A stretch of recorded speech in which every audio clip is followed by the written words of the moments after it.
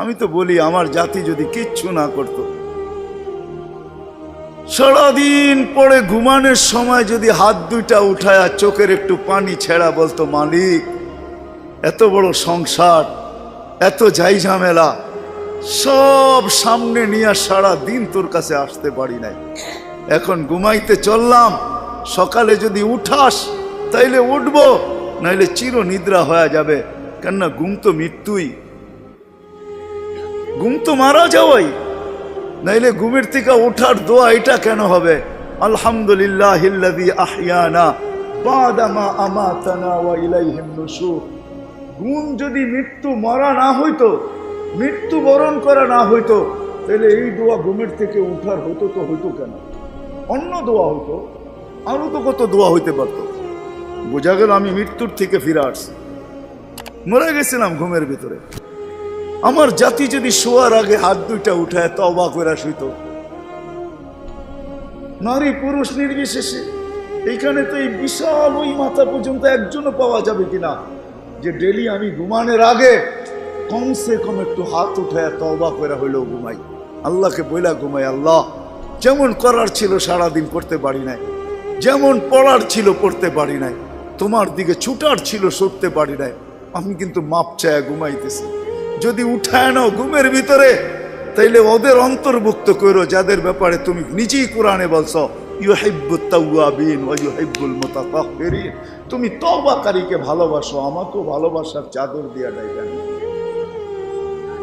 আমার জাতি যদি ঘুমানোর সময় একটু তওবা করে ঘুমাইতো, একজনও তো হাত উঠাইতে পারবে না যে আমি ঘুমানোর সময় ডেলি তওবা করে ঘুমাই, তওবায় আমি অভ্যস্ত।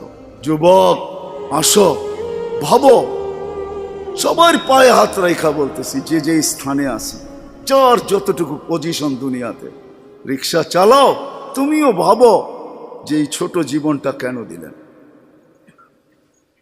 বাবা উচিত কেন দিলেন? ওই জান্নাত পাওয়ার জন্য দিলেন। বলে আপনি কি করে বলেন? এই জন্যই বলি, কেন আমাদের যাত্রা জান্নাত থেকে, আমরা জান্নাতে যাব। আদম আলাইহিস সালাম জান্নাত থেকে যাত্রা শুরু করছেন, আবার উনি ফিরা জান্নাতেই যাবেন। আমাদেরকে যদি আল্লাহ জান্নাত না দিবে, তাহলে মুসলমানের ঘরে আমার অস্তিত্ব দিল তো দিল কেন? আমি তো ডিমান্ড নোটও ভরি নাই, আমি তো আল্লাহর কাছে চাইও নাই, আমি তো আল্লাহর কাছে অনুরোধও করি নাই। আল্লাহ সদ ইচ্ছায় আমাকে মুসলমানের ঘরে পাঠাইছেন। দুনিয়াতে পা রাখতে দেরি, আজান একামতের ধ্বনি আমার কানে আসতে দেরি হয় নাই। কিন্তু সব সত্য, কিন্তু এটাও সত্য আমি সবকিছু পাওয়ার পরে হারায় গেলাম, আল্লাহকে ভুলে গেলাম। এই জন্যই কোরআন আমাদের কানে ধ্বনি দেয়, কুতিলাল ইনসানু মা আকফারা। ও মানুষ, তুই অকৃতজ্ঞ হইলি তো হইলি কি করে? উচিত তো ছিল ফল আসলে গাছ আরো ঝুঁকবে, ফল আসলে আরো ঝুঁকবে। উচিত তো ছিল শিক্ষিত মানুষগুলা শিক্ষিত হইয়া 24 ঘন্টা আল্লাহর কুদরতি পায়ে পড়া থাকবে। উচিত তো ছিল ধনী ধন পাওয়ার পরে আল্লাহর কাছে কাছে থাকবে। উচিত তো ছিল যুবক যৌবন পাওয়ার পরে আল্লাহর কুদরতি পায়ে যায় মাথা ঠেকায় দিবে, মালিক তুই আমাকে যৌবন দিছিস, দূরে যাই তো যাই কি করা, যৌবন তো তোরই দেওয়া। 24 ঘন্টা আমাদের উপরে রহমতের বৃষ্টি বর্ষিত হইতে থাকে।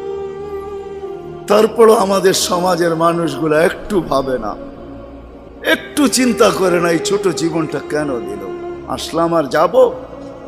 উর্দুতে বলে খানা কামানা খানা সোনা সুবা পাখানা।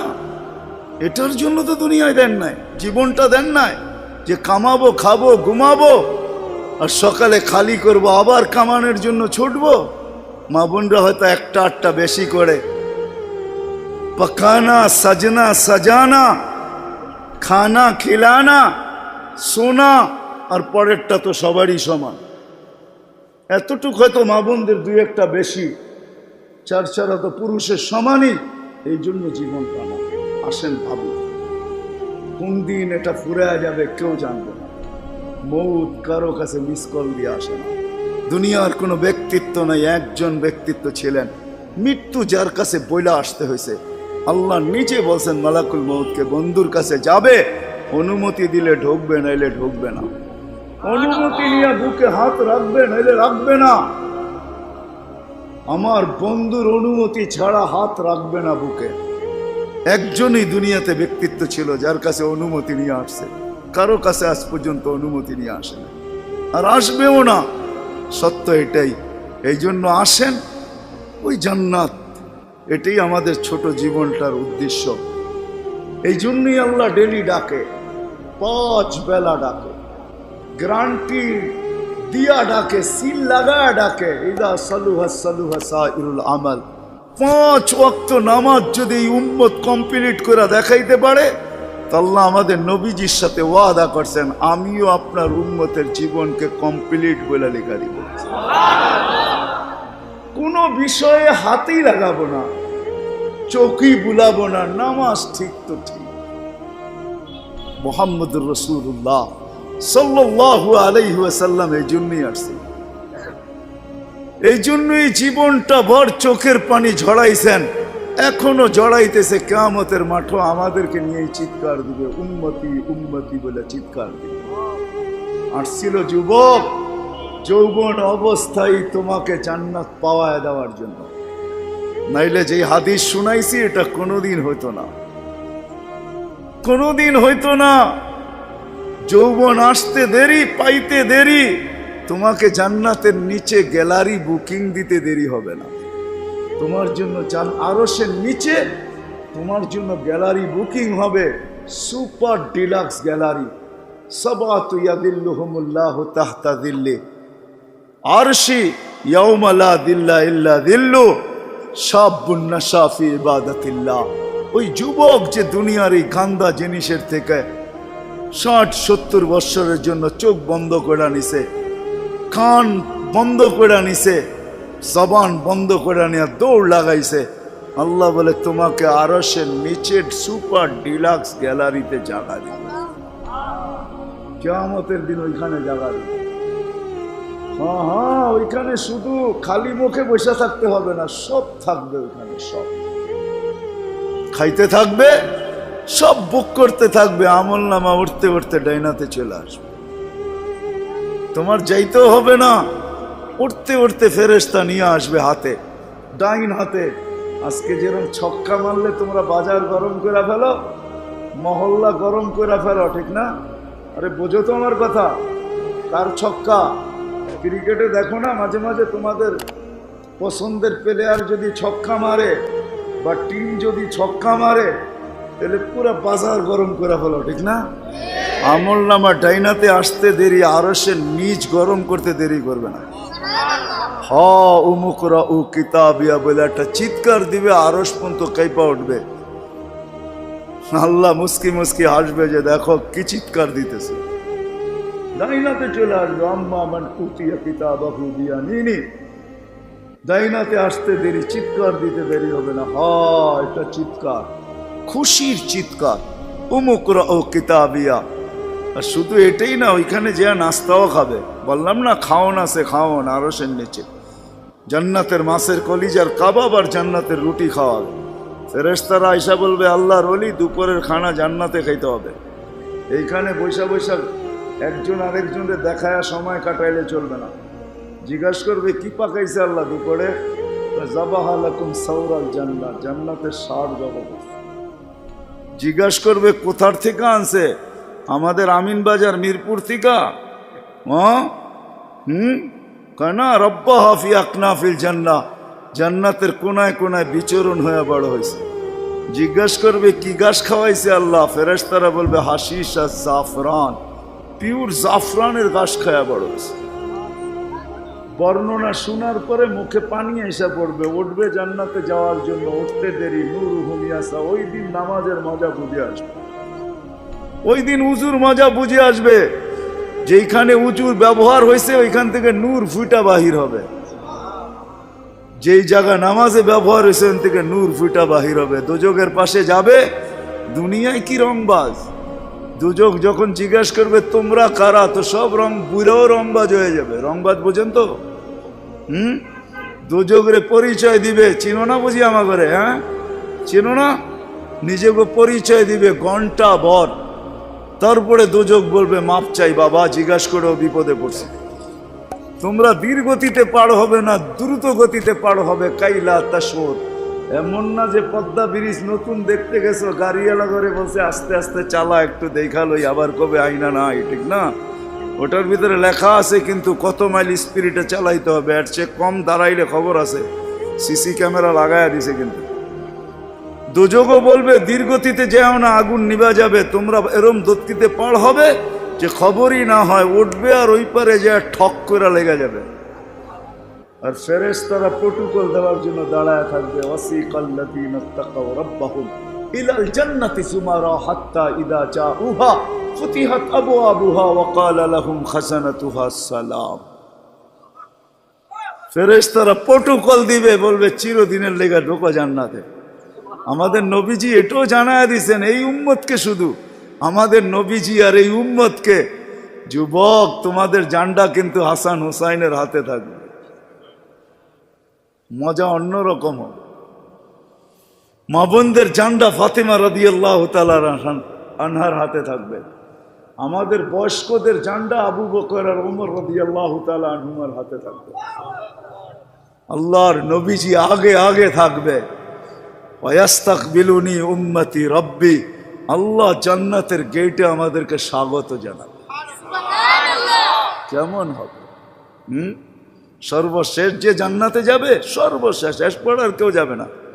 ও যখন জান্নাতের দরজায় যাবে, হুর দেইকা 40 বছর তাকায় থাকবে, খালি রূপ দেইকা 40 বছরের লেগে ট্যা হয়ে যাবে, ট্যা। 40 বছর পরে হুর ওর গালের ভিতরে চিমটিকাইটা বলবে, খালি দেখবি আর কিছু কাহিনী নাই, আর কত দেখবি তুই আমারে, চল ভিতরে।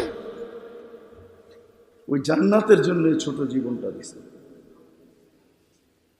ওটার জন্যই যার কাছে যে যেই অবস্থানে, এই অবস্থানটা ওই জান্নাতের জন্য কাটাবে কিভাবে, এটার জন্য মুহাম্মাদুর রাসূলুল্লাহ সাল্লাল্লাহু আলাইহি ওয়াসাল্লাম। আমি তো বলি যুবক, হায় এই জীবনে তো কতবারই চুল কাটলা, ঠিক না? কাটো নাই চুল? হ্যাঁ, কমসে কম তো ঈদে কাটো, ঠিক না? আজ পর্যন্ত সেলুনে যে কোনোদিন বলছো যে আজকে তোদের যতগুলা ডিজাইন আছে এগুলো সরা? ও যদি বলে তোর মাথায় কি হলো, কয় না না সরা তুই এই ডিজাইন। আজকে আমি নিয়ত করে আসছি আমার চুল কাটবো আমার নবীর ডিজাইনে, আমাকে কাটা দিবি। একজন যুবক দেখুক, বলুক কসম খোদার যদি তুমি নবীর মহব্বতে একদিন চুলও কাটতে পারো, তাহলে আমি জানি তোমার যদি ঈমান নিয়ে মরতে পারো, একদিনের চুল কাটা তোমাকে জান্নাতে নিয়ে যাবে। নবীর আদর্শ আল্লাহর কাছে বড় প্রিয়। এই জন্য আসো, লম্বা করতে চাইতেছি না, আসো ছোট জীবনটা যে যেই ক্ষেত্রে আসি, যুবক যৌবনে, নারী নারীত্বে, পুরুষ পুরুষত্বে, ধনী ধনের ভিতরে, যে যে অবস্থানে আসি, পজিশনে আসি, এটা ওই জান্নাত নেওয়ার জন্য। নাইলে পস্তাইতে হবে, সওয়া যাবে না, এটাই সত্য। এক এক দুযোগীর এক একটা দাঁত হবে 10 কিলোমিটার চওড়া, উপরের মারিটা হবে 160 কিলোমিটার, বসতে জায়গা লাগবে 470 কিলোমিটার।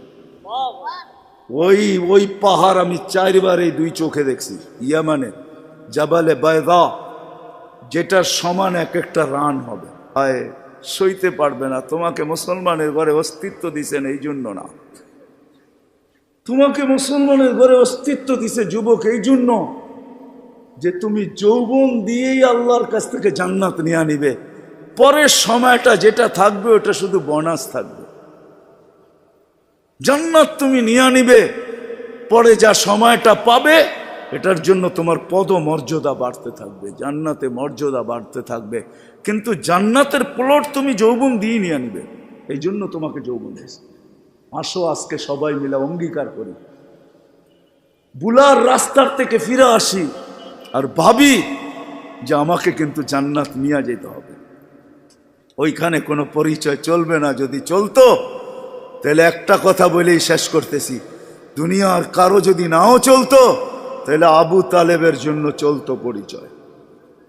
আবু তালেবের চলতো, যেই নবীর পিঠের ছোঁয়া পাইলে ভাগ্য খোলে, আল্লাহর রসুল খেজুর গাছে পিঠ লাগায় জুমার খুতবা পড়তেন।